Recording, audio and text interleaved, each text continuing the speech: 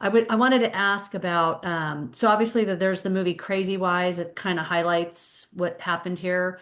And I found a video, like a 4-minute video on YouTube from Sadhguru, who's an Indian mystic. And he talked about when the mind, body, spirit isn't prepared properly for this energy, then that's what can go awry and it can cause issues. So to kind of touch on your reverse engine, like it happens, it goes bad, and then we try to reverse it and figure it out. So I just wanted to ask, on that note, I'm working with an energy healer to try to work on healing those aspects.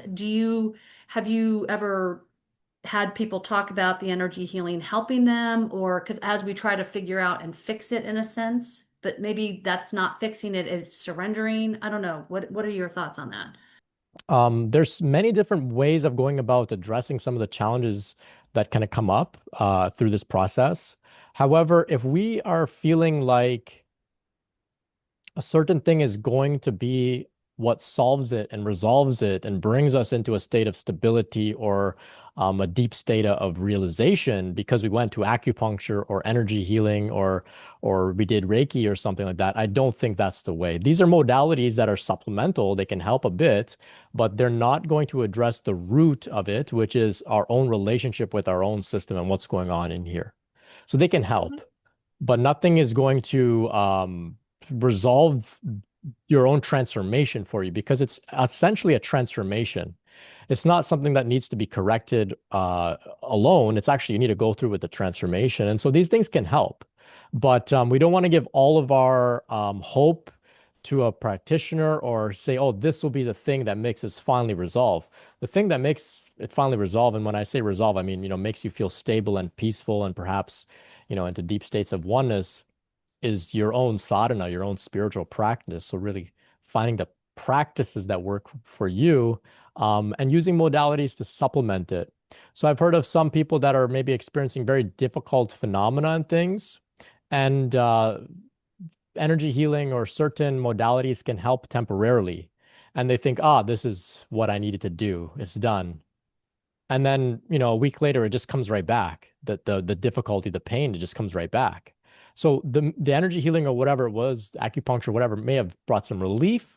But if there's some core shadow work that needs to be done, some core wound, some core karma that needs to be addressed, something in the psyche, something from childhood that needs to be reevaluated, that needs to be done.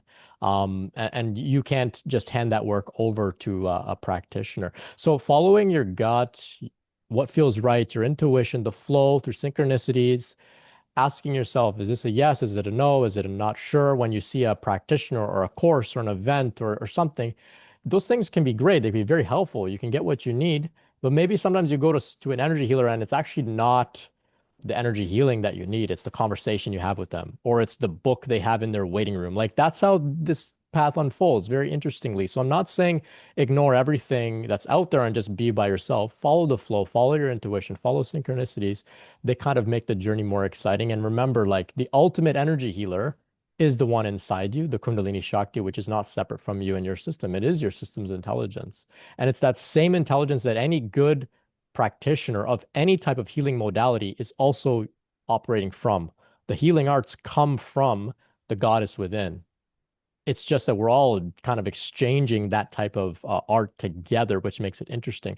But don't think that somebody out there has something that you don't have within you. So then on that note, then would you say, because obviously this is all energy, do you think then something to practice is finding a program, or maybe you can suggest how to work with the energy? Because when I have the energy come in, I try to work with it up and down the toric field. I'm not able to control it. I mean, is it by controlling it, is that not what we're supposed to do? Or is there a way to work with it to where it doesn't affect us so crazy? Uh-huh. Yeah. So I like to say that we are the co-pilot here. We're co in collaboration with the intelligence of this energy, this force. And so we're not meant to take over the steering wheel and fly the plane ourselves. We're meant to just support. And so we support it by creating an ideal environment for the energy to do its thing. You may have found that it does have its own intelligence. It seems to move in its own ways. It seems to kind of have its own agenda and its own direction that it's moving. And so we can just recognize that and say, okay, how can I support this innate intelligence to do its work. And that would be, of course, creating a container to do that in, free from distraction. I like to say, about an hour a day, just lay in bed or sit down or get comfortable and say, have your way with me. I'm here and I'm here to support you in whatever you need, but I don't know what that is. So if there's something I can do, give me a sign, tell me directly. Sometimes people hear directions very clearly, but otherwise, you're just going to lay there and just let it happen. And that's a powerful way to work with the energy. Um, you can talk to it and say, look, I want to collaborate with you, but I'm not sure how. Can you show me? And in its Okay. own way, it will show you. And everybody has their own sort of relationship with it within. And sometimes, like I said, it may say, I'll show you, but rather than speaking to you directly or guiding you inwardly through the flow, through synchronicity, that intelligence within will bring you to a book or a video or a conversation.